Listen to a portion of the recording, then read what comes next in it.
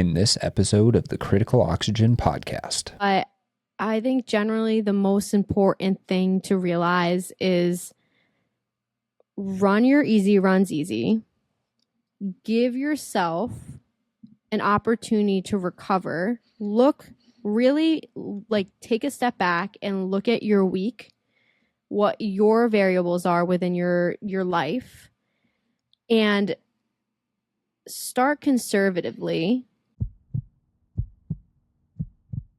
Welcome to the Critical Oxygen podcast, where we help you optimize your physiology and maximize your endurance potential.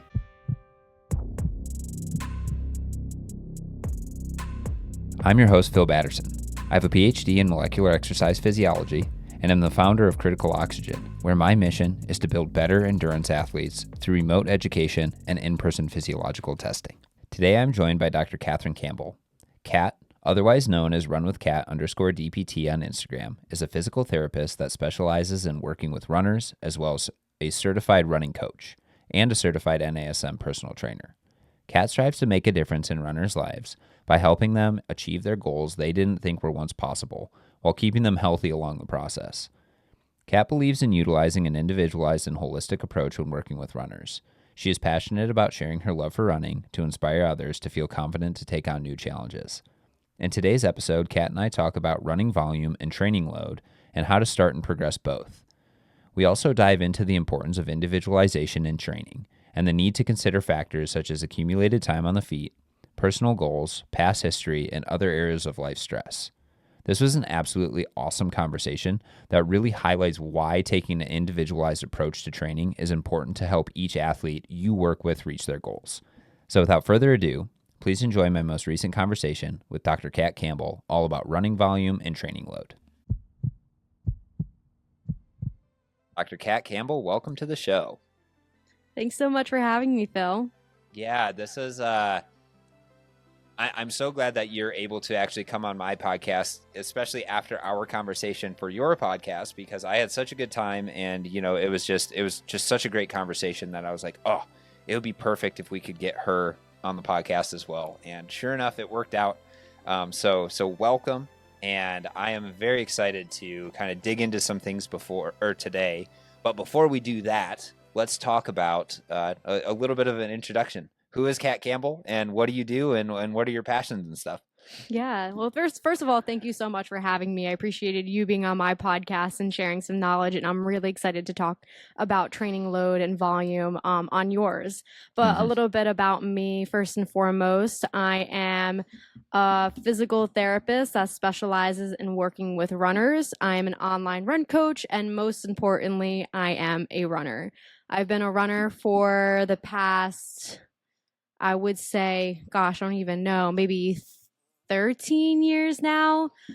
Started running back when I was in high school. Never did cross country or track, but started running after my dad had a heart attack and just wanted to start living a more healthier life and really fell in love with it. And then went and earned my doctorate of physical therapy degree to have a career where I can not only help runners stay injury-free, but help people just in general live a healthier lifestyle. And then started my own business called the Run with Cat brand, where I am an online run coach and help runners not only avoid staying injury-free by making sure that their run volume is safe and appropriate for them, but helping them break through boundaries and barriers that they limit themselves on and achieve really hard, tough PRs and amazing accomplishments.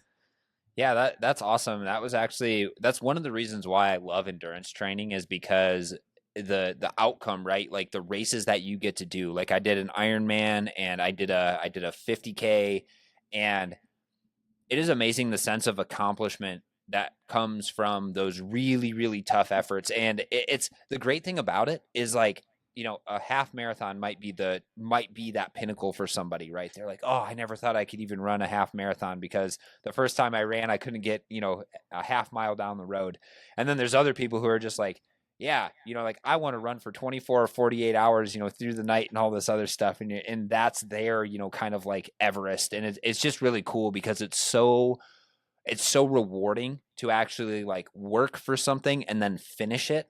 And I think endurance sport is kind of the epitome of that, right? You have to work really, really hard in order to be successful, in whatever your definition of success is in endurance sport. And just crossing that finish line, that's why it's so powerful for a lot of people. And in all honesty, that was something that I leaned upon a lot during my PhD. Is I was like, I did an Ironman, I did an ultra marathon. I should be able to do this hard thing that is a PhD. And I kept, like connecting it to that. I'm like, I can do this, because that's kind of like that happens in like a marathon where you're just like, those are your run thoughts. You're like, all right, I can either fold and be discouraged, or you just say, I got this.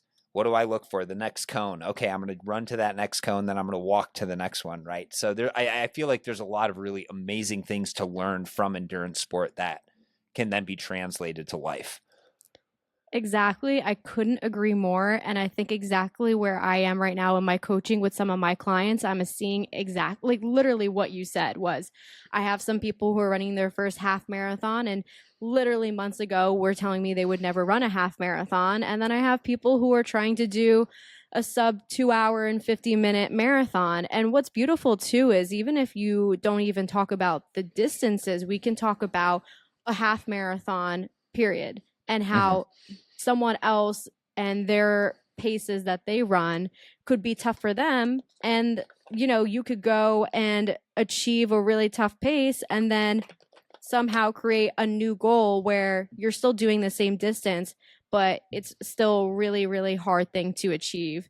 And I think one of the most rewarding aspects of being a coach specifically, although I love my PT job, is helping people through that mental barrier and helping them kind of show them really like what they're capable of doing, and being that teammate that's just walking them through the process and reminding them that they're capable of those hard things. And I couldn't agree more. I think when you're able to achieve such a tough thing, you look at all other obstacles in life with a different lens. And I think that's the most beautiful part of running. That's one of my favorite things. And I'm lucky to not only help runners stay injury free or get them out of injury, but also help them kind of build that mental aspect to their personal life, really.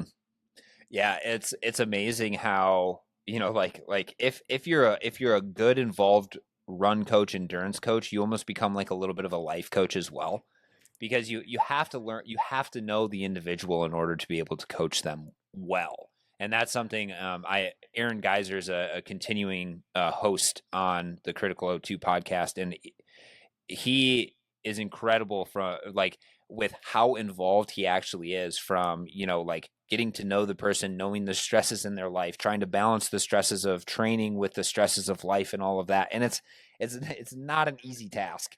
So I am just so impressed by good coaches, because it's much more than just drawing up a training plan. Even though we are going to talk about, progressing training volume, it's so much more than that. So, if you guys haven't listened to Kat's podcast, what is the podcast called, and where can they find it?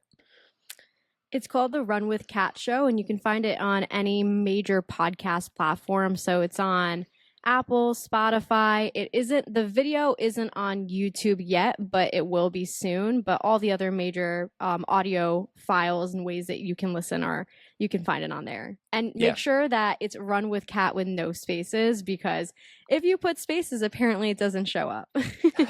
There you go. That's a good tip. So go check her podcast out. Especially if you're interested in getting more, running tips and other things like that. She had me on the show to talk about, cold plunge and ice baths and other things like that. So I don't think that's actually a topic that I have made a specific episode on this podcast. So I think it's a lot of good information over there. So go check that out. I'll probably put the link in the description. But yeah, let's jump into training volume, training load, other things like that. Let's start with a bit of a definition. Like, what is training volume versus training load? How can we measure it? And one of the big things that I always think about is, well, a lot of the times if we're just talking about like mileage, it's really, how do we account for the intensity within our training as well? Yeah, all great questions. And I think the best and most simplest way to describe training volume versus training load is I'm just going to, for simplicity, for people to understand, when we say training volume, I'm just going to say run volume. Mm-hmm. Whereas training load is a little different. You know, you could, for me, for example, I strength trained today. I did a leg day. I actually did a 2-mile time trial today. So I did two separate things, two separate workouts. Training load, if you think about the word training, does not mean just running. You could be a triathlete, and that could be a swim, a bike, and a run, and strength training within a week. So training load is going to be the quantification or some way to quantify the amount of stress you're putting on your body from activity. Running volume, or let's say training volume, the volume is going to be that duration that you're doing that activity for. So I know you mentioned mileage, which I think we will get a little bit more into, you know, is mileage better than time on your feet, and like, yeah, and then like a time-based, you know, run. We can talk a little bit more about that. But in just generally, that training volume is going to be either duration or mileage within a certain amount of time. Everyone can kind of choose their way of doing it. Some people even do like 10-day blocks. I think the most common is going to be a week by week kind of volume to check. Like if you go on Strava, right, it's telling you what that week volume is. So yeah, for training load, I do want to we'll talk a little bit more about like how that plays into creating a plan, but just know that run volume is going to be specific to running. It's going to be duration or miles, and training load is going to be that way to quantify how much stress based on all the other activities you're doing within that week create on the body from those activities. Yeah, and I will say I think that's really good, because one of the differentiations that I do want to make, right, is like you could be 100-mile per week person, but it really depends. Like, are you only zone 2, or are you 80-20, or are you, you know, maybe like 70-30 or something like that? Like that is going to result in a much different training intensity or training load and internal stress on your body. So you need some way of quantifying that internal load. And there's companies out there that do it. I don't know. I don't use Strava, so I don't know if Strava actually does this, but Training Peaks for sure does. And Training Peaks tells you like your TSS score, your training stress score. And it will default, I think, to, you know, speed and distance. So like average speed and distance. If you have heart rate, it'll kind of synthesize that, and it's got an algorithm that spits out, you know, what your TSS for a workout is, and then accumulated TSS throughout the week is.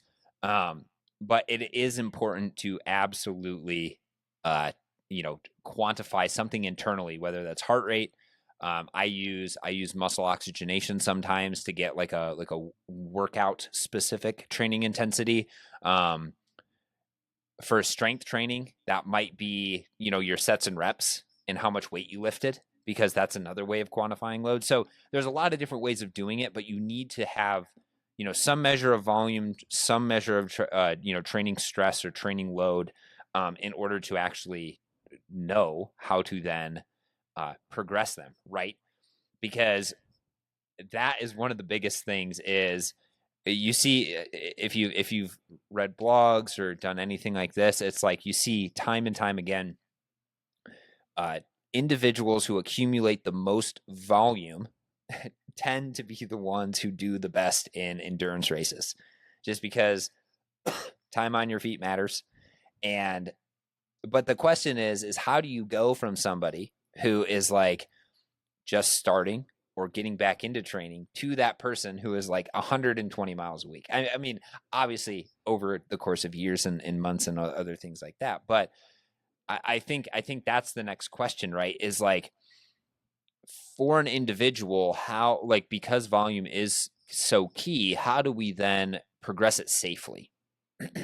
That's a great question. And I'm going to actually back up and talk a little bit about how, in the sense of, for my runners and let's say endurance sports, how I calculate training load to then make those decisions. Yeah.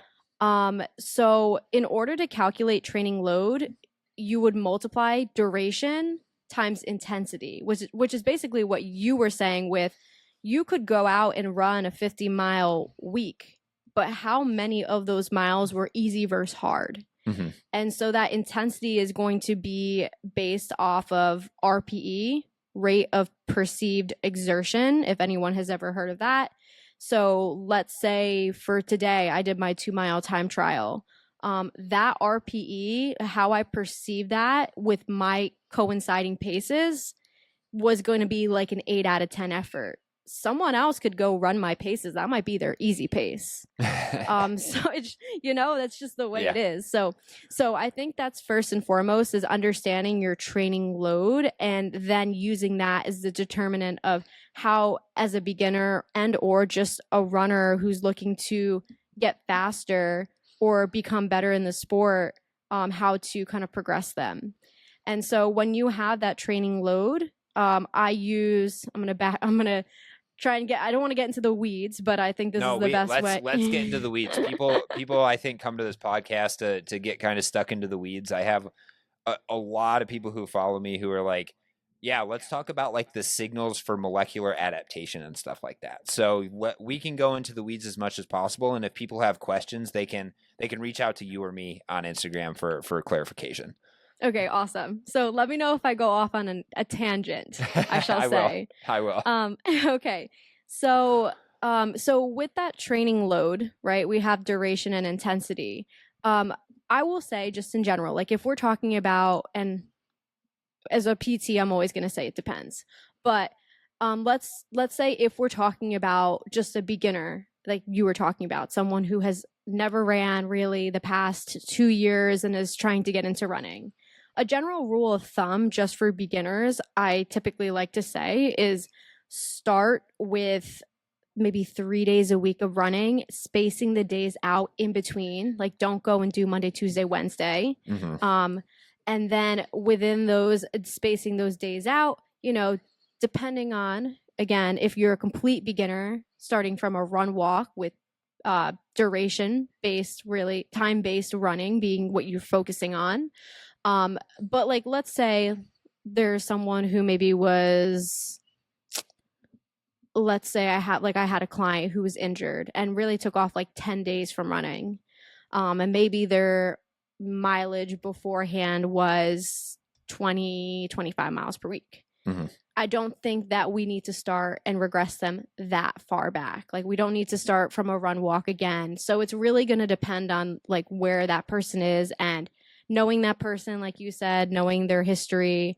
But when we talk about progressing someone, period, let's say there's someone who has been running consistently. They're running about 15, 20 miles per week. They've been running easy, been doing that for a couple months. And they come to me and they're like, I want to do a half marathon. I've done one in the past. I want a PR. I've never done speed workouts before. I know like I can run. This was my last half marathon time. I will use acute to chronic workload ratio to progress those people.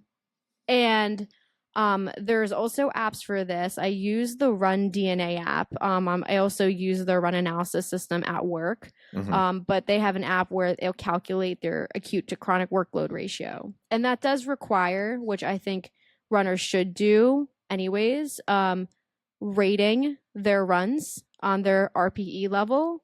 But that acute to chronic workload ratio is going to be, I would say, the best predictor to reduce your chance of injury, but promote enough adaptation, stress the body just enough where it gets fitter, because that's like what we're basically doing, right? When we're talking about training load or running volume and how to progress it, we're progressing it because eventually our body adapts to the stimulus we put on it.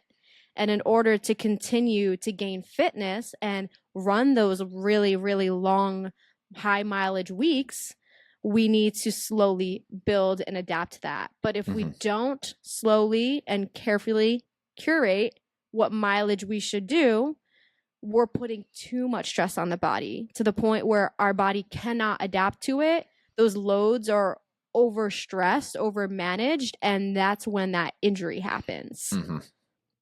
Yeah, absolutely. So there was a guy, I think his last name is Gabbett, but he's a PhD, and he was doing a lot of load management stuff. And the way that, so I set up an Excel sheet like way back in the day because I was trying to progress my run volume and all that sort of stuff.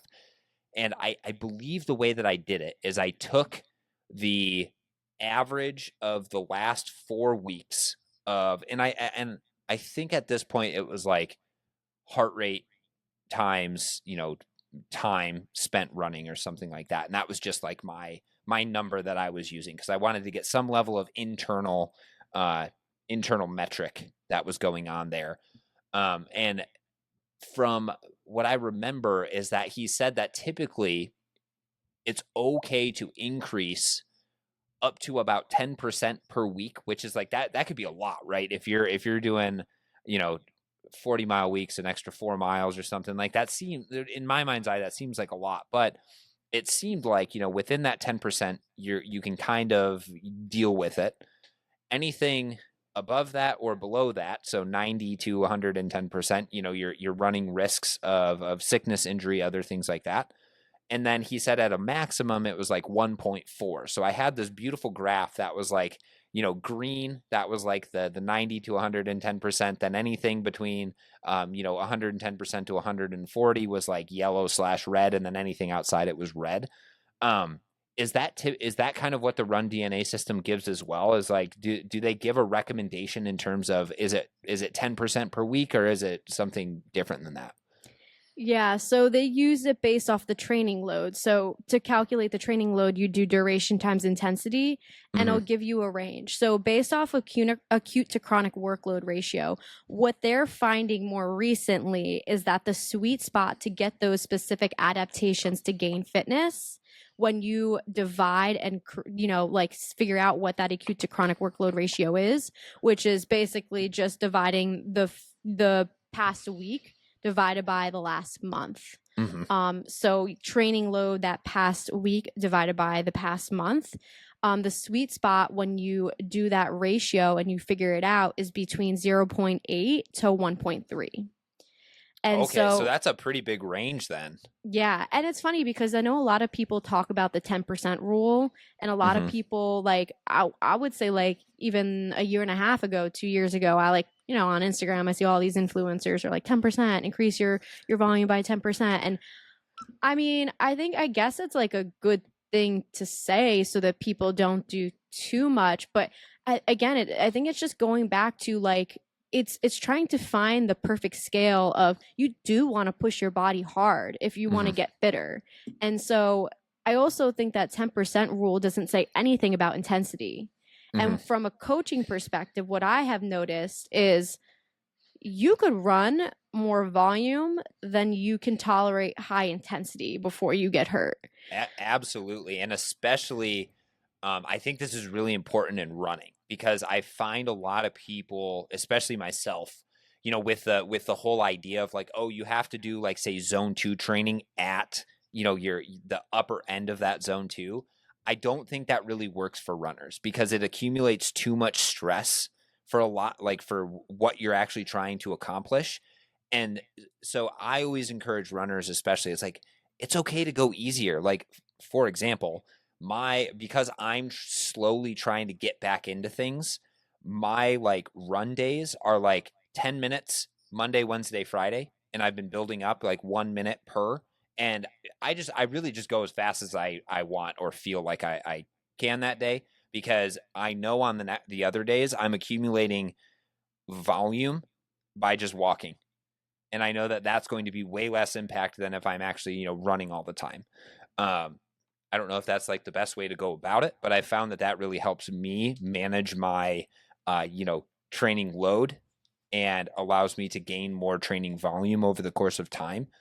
But yeah, I would say it is interesting because when I was talking about the 10% rule, I've always thought about it from the perspective of a training load perspective rather than just volume. Like I say, volume is probably like the first step, right? Is like, okay, well, you got to get some quantification of what the heck you're doing. So training volume is good to measure, but you have to have some internal or external metric of how hard you're actually going.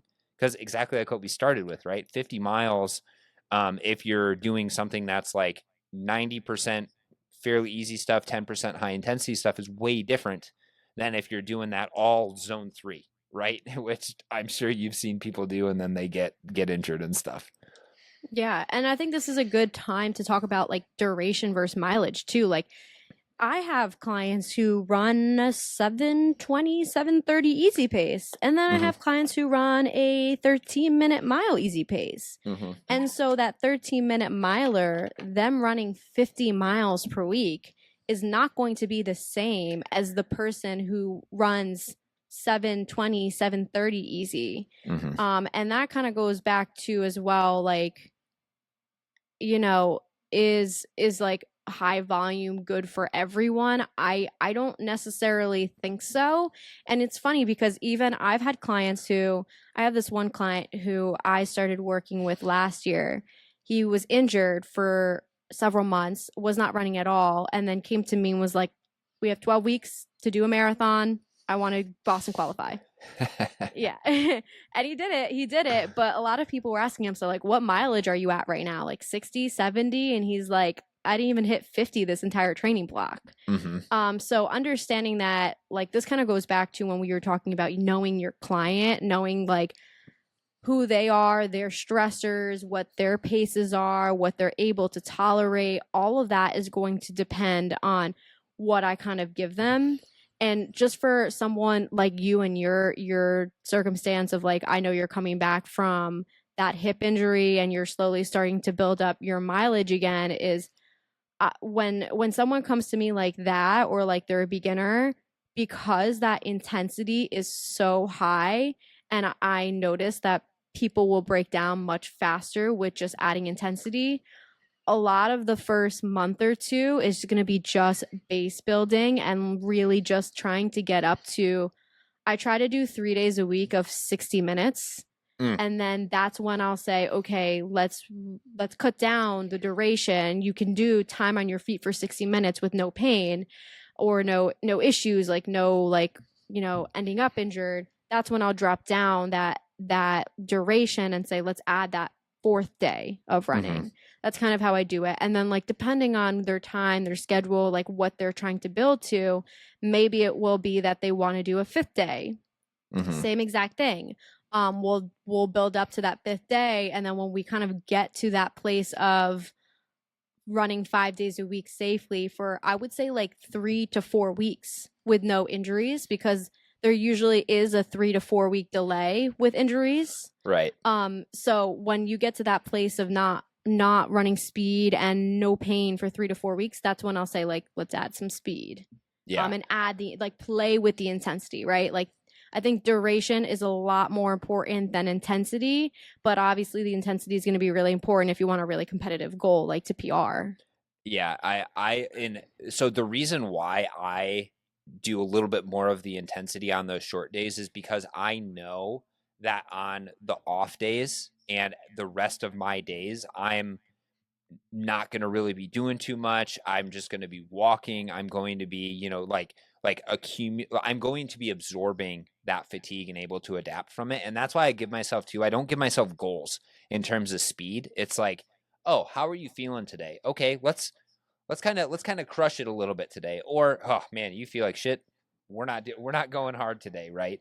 And I'm being almost ultra conservative in terms of advancing my like duration.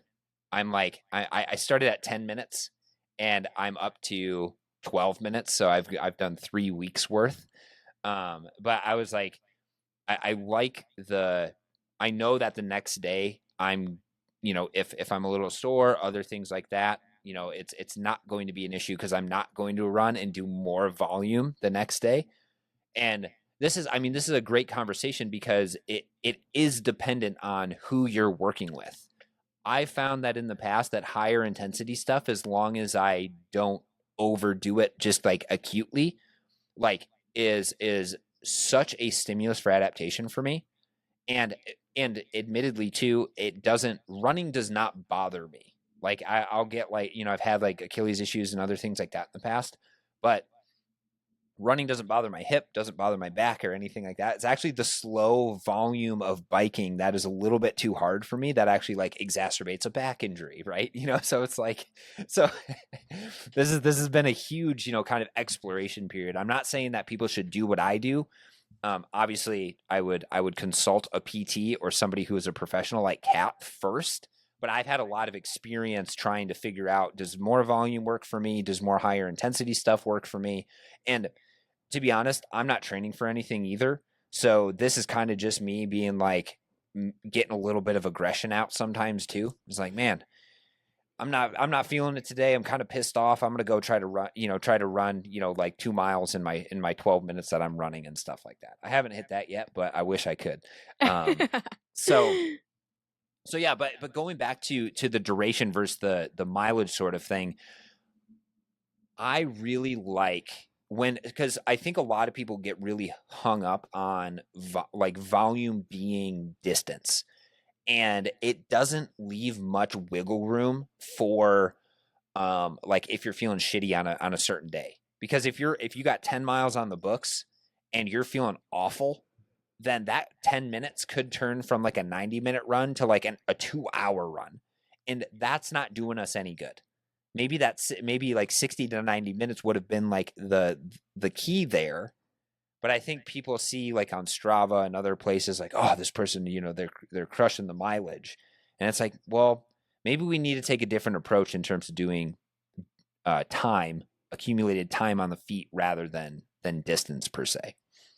Yeah, and I definitely play with both, but I think it's a huge pet peeve of mine when again, I have a wide range of clients, right? So I have those people who are just really trying to finish their first marathon. Then I have the people who are trying to do crazy times. And I think a big pet peeve of mine is when I see others trying to tell those maybe faster, more competitive clients that like they could be faster if they run 6 days a week. Like I had one client who had DM'd someone on Instagram and asked him before he started working with me, how he can Boston qualify. Like, what does he need to do? And the answer was to run 6 days a week, 2 days of speed work, tap out at 22 miles per week. And going back to what you said before, how does he know that? Like, how does he know that's best for him? And it's really going and saying like, what are their responsibilities? What's their past history? How are they able to tolerate 2 days of speed workouts instead of one? All these different things are dependent on the person. And like, so I've had people who, whose like parents are sick and who are like really stressed and lack of sleep and like trying to train for a marathon. Like those people need to be maybe running like 3-4 days a week. Whereas like I have some people who can tolerate 6 days a week and have not had any issues or injuries.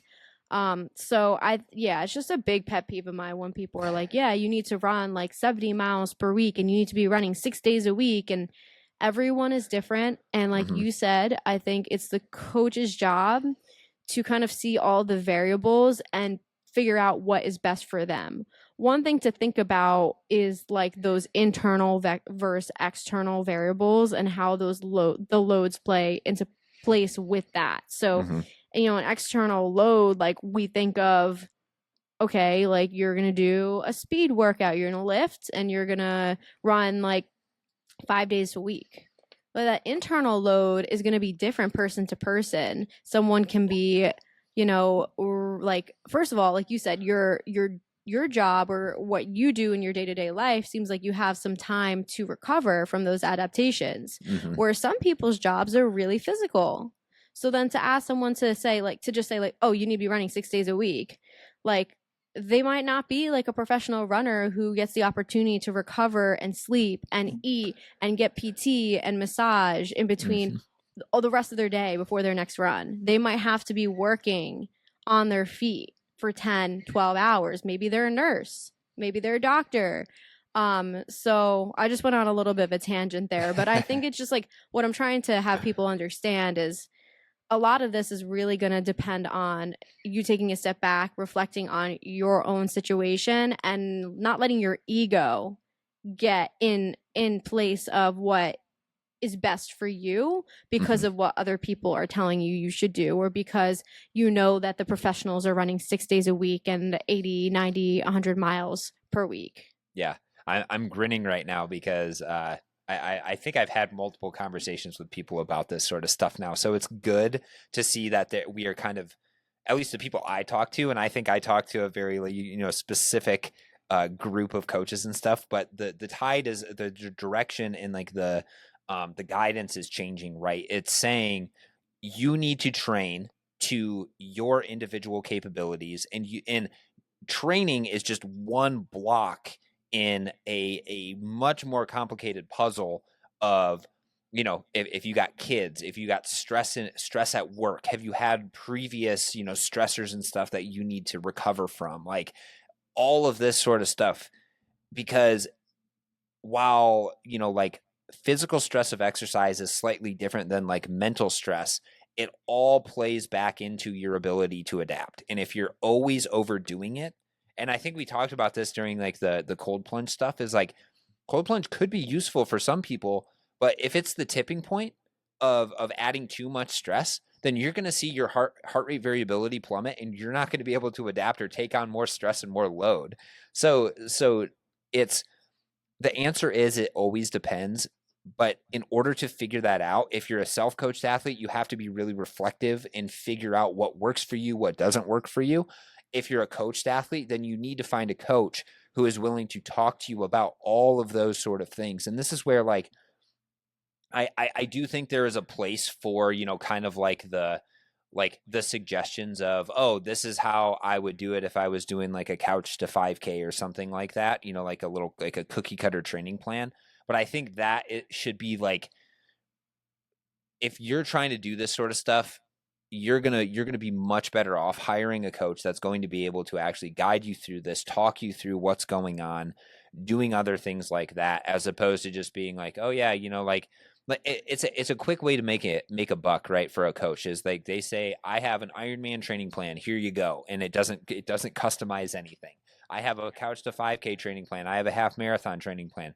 Those are all a dime a dozen. And that's why you can get them for $50, because it's not taking into account any individualization.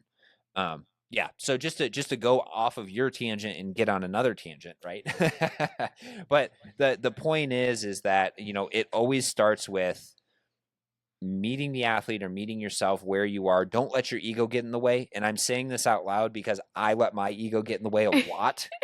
We're guilty of it all, I should say. Man, it is one of those things. And I find myself, kind of falling back into that too. I'm like, I'm kind of progressing my volume, or my volume, my duration that I'm training. And I'm like, okay, this time I'm going to try to go a little bit farther. I'm going to try, like when I look down at my watch when I'm done, it's like, okay, is that pace lower today? Did I go faster? And it's like, it doesn't really matter. like, like I need to stay consistent and healthy. And that's really, I think that's the differentiating factor, is like, if you can stay consistent, then you can build volume over time. If you can build volume over time, then you can start to take on more high intensity stuff. If you can take on more high intensity stuff, that's going to kind of sharpen that edge. And then you're going to be better off, in terms of your races and everything like that. But it always starts from, kind of more of that conservative side of things. And if you're only measuring volume, you're already starting off on the wrong foot. You got to measure something like, so do you typically have people measure RPE, or do you have, people measure heart rate and RPE, and do you use both of those, or do you default to one? Yeah, good questions. I'm just gonna say, like, I was snapping and clapping, like, in the background as you were saying some of those things, and that's also why, as a coach, I think it's well, if you're looking for a coach, you should really ask the potential coaches how they communicate, because there's also coaches out there who maybe will do the same exact thing as find a plan and like maybe talk to you like once a month or like even less, and so I should just say that if that's something that you're looking for as a listener, make sure that you're really asking the right questions to see how well that coach gets to know you, because that's something I really pride myself in. And with more clients, it's going to be harder for them to do that. In terms of how I work with my clients with like heart rate versus intensity versus, yeah, you were saying heart rate versus intensity, right? Heart rate, intensity, and then RPE. So I guess Yeah. intensity would be like speed or power. Yeah. So I usually I'm like a real advocate for RPE for several reasons. One being that heart rate requires the runners to all have good, accurate measurements to use the heart rate. Not everyone is going to invest or has a heart rate monitor, and I don't think it's going to be accurate if you use a watch. I also think, me as a coach, I really like when people can be more in tune with their body. I want them to learn how to be more in tune with their body. And I don't think, although I think runners are better at being more aware of their body, I think everyone can be more aware. And so I like that RPE for that reason. Another reason is because, like you said, based on sleep, stress, other factors, paces can change, but RPE will always stay the same.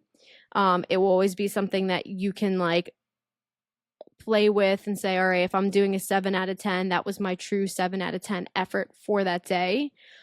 So when I measure things, it's mainly based off of RPE, and I do bi-weekly phone calls with my clients. So we go over the speed work. Whenever they see an easy run, it's always kind of the same. Like, I would say like anywhere between like a 2 to 4 RPE. They know that's supposed to be kind of where their easy runs are. But when we talk about speed work, throughout the weeks, if I have clients who are doing stuff like that, we also talk about what those RPE should be. And I will still give them like speed to like paces to follow.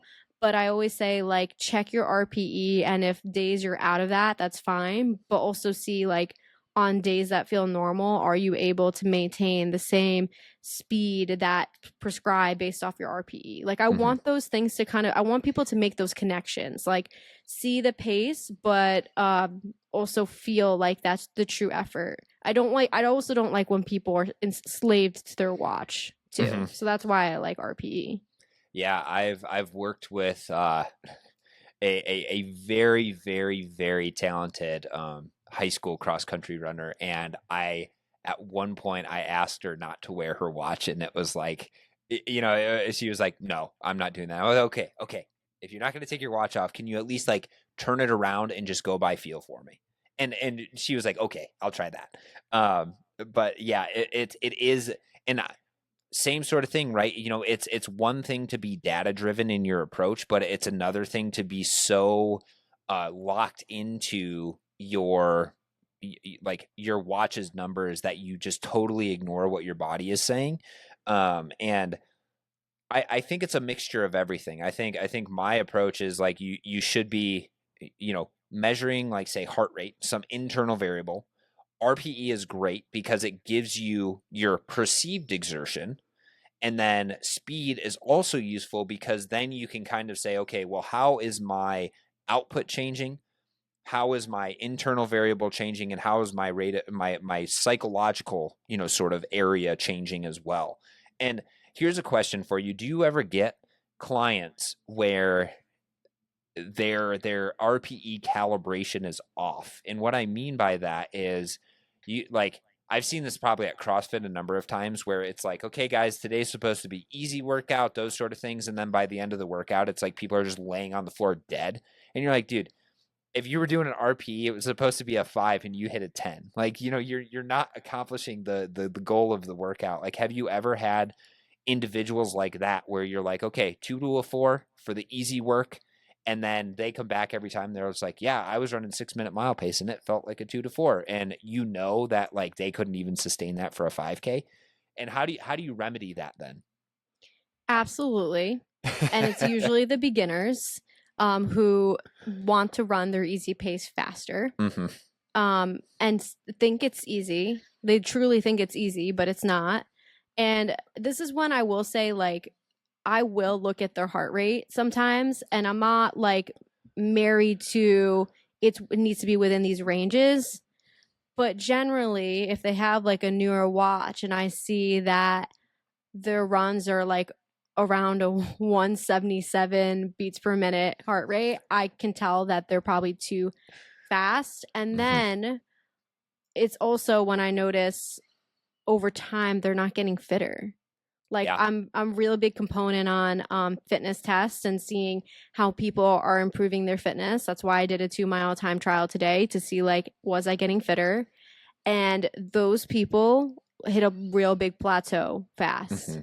And so that's when we have that conversation again, like, of, I think you're running too fast, or you're running your easy runs too fast. And again, I'm like my big thing, like I say, my slogan is run happy, run healthy, run strong. And I think that run happy portion of that is so important, and learning to give yourself grace is like something I'm really big on as a coach. So I try my best to, in whatever way, make them more in tune to their body rather than giving them certain paces to follow. So the first route I'll go when someone I can tell is just running too fast, especially with their easy runs, is I will tell them that they should be able to close their mouth and breathe out of their nose, as long as they don't have a deviated septum or something. That's Right. a whole other, but they close their mouth and breathe out of their nose 4 to 5 times without needing to open their mouth.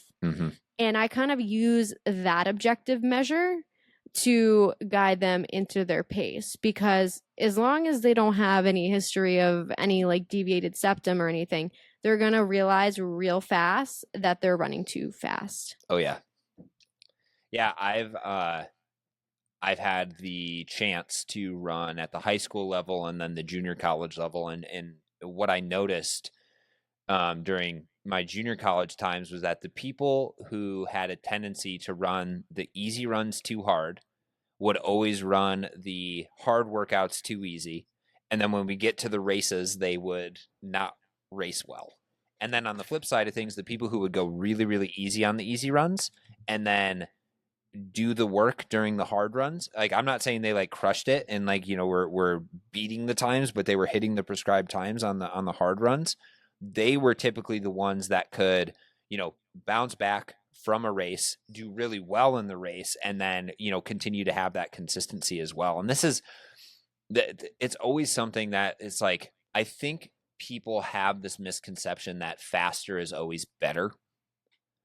And that is definitely not the case, because especially with running, you run a higher risk of developing more fatigue, just because you're pounding so much. There's so much more eccentric loading.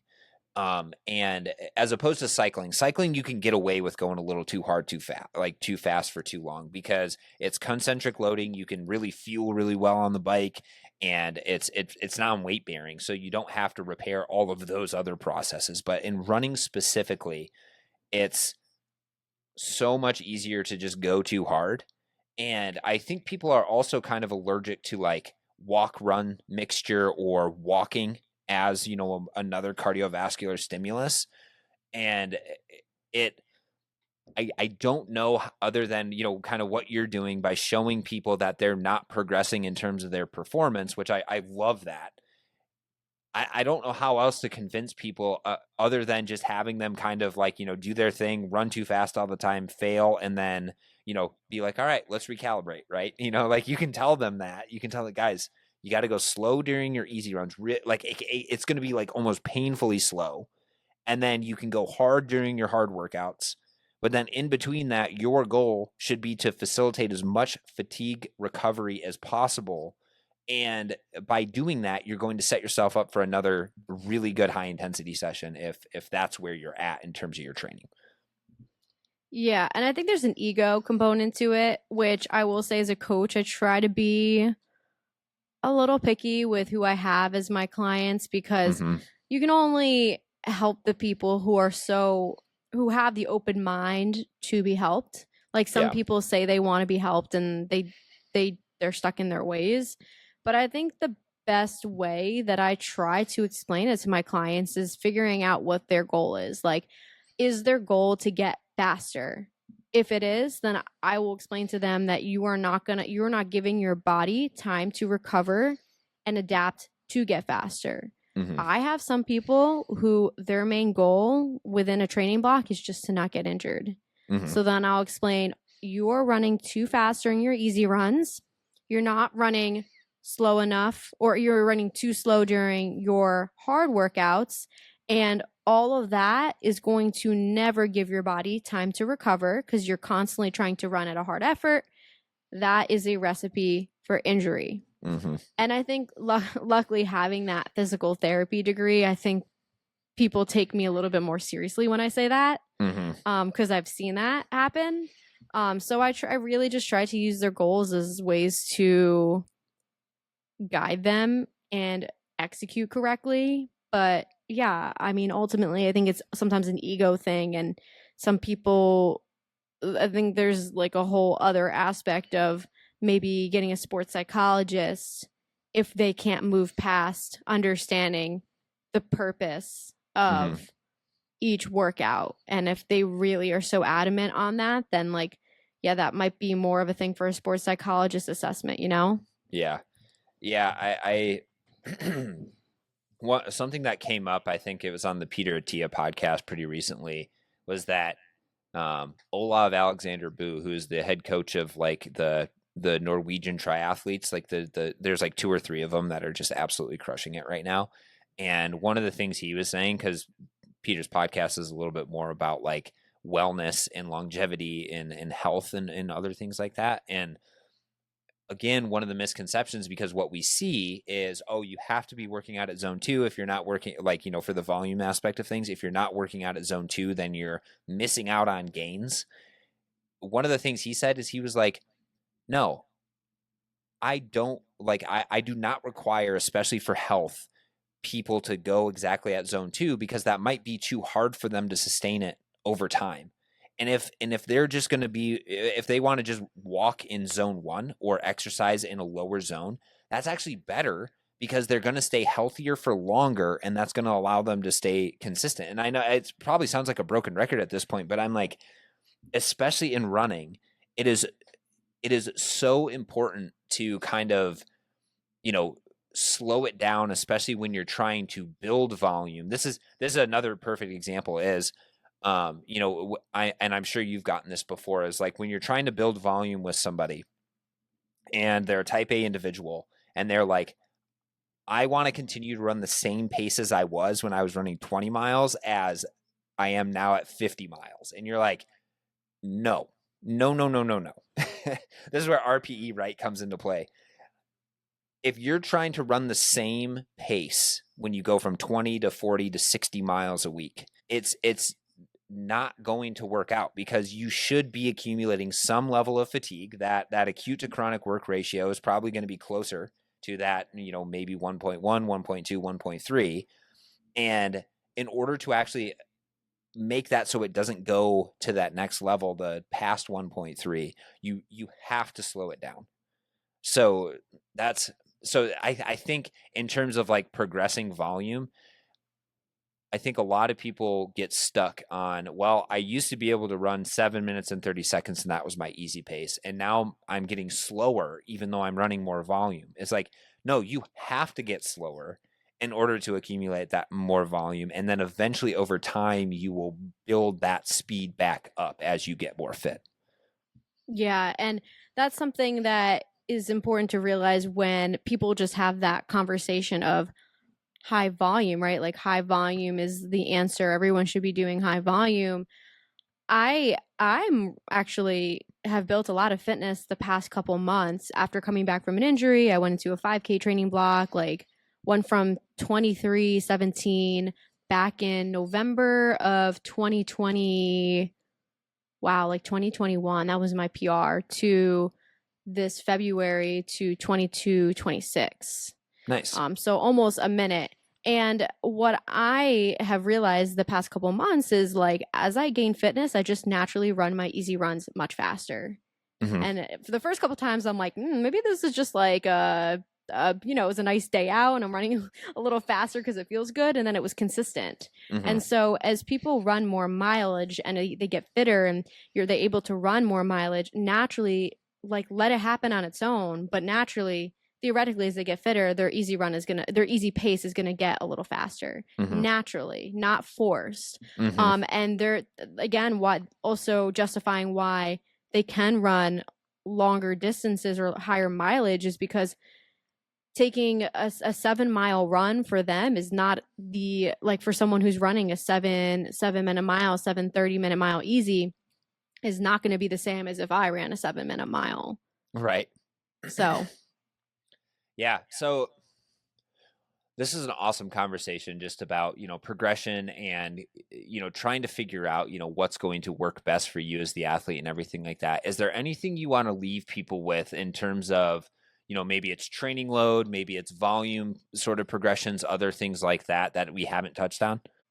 It's really hard because I think everyone is in their own stage of their journey with their running. And, feel free to reach out to me if you have any questions specifically about you.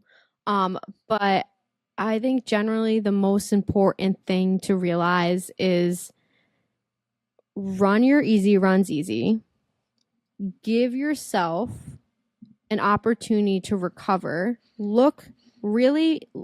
Take a step back and look at your week, what your variables are within your life, and start conservatively.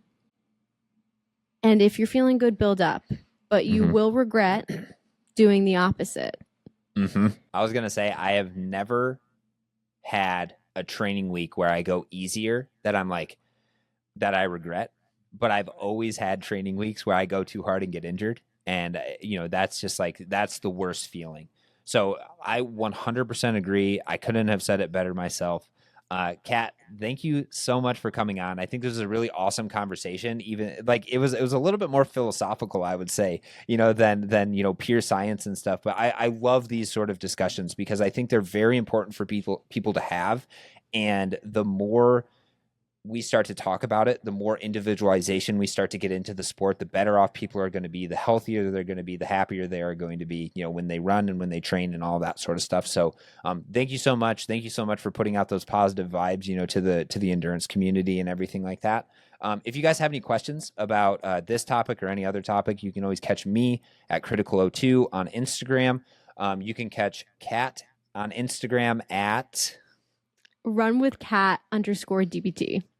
runwithcat_DPT. I'm sure she would be happy to field your questions on anything running volume, training volume, other things like that. If you're looking for a coach and you like what she's saying, I'm sure she would be willing to talk to you to see if you would be a good fit, for her training programs and stuff like that. You can, if you have any questions, comment down below if you're on YouTube. And if you've made it this far into the video and you're liking what you're hearing, leave us a 5-star review on Spotify because it really helps get more ears on the podcast. So, Kat, again, thank you so much for coming on. I hope we can extend these conversations and have more conversations in the future. I hope you guys enjoyed this conversation, and we'll catch you guys in the next one.